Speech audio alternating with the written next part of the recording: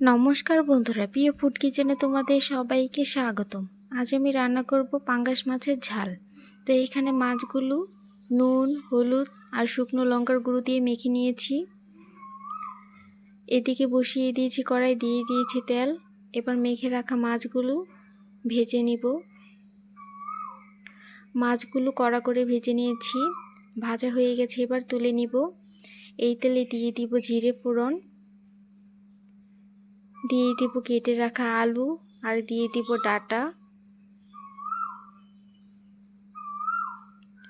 এবার অল্প করে দিয়ে দিব নুন আর হলুদের গুঁড়ো।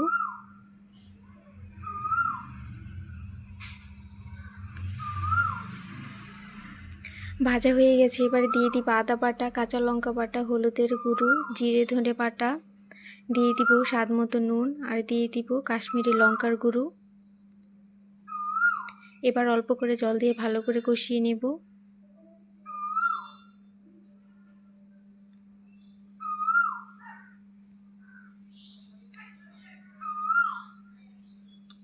ভালো করে কষিয়ে নিয়েছি। এবার দিয়ে দিব পরিমাণ মতো জল।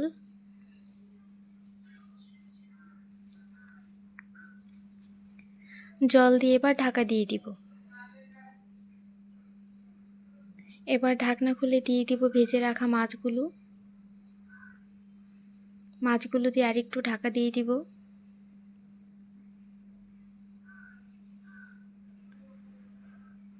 এবার ঢাকনা খুলে দিয়ে দিব গরম মশলা বাটা।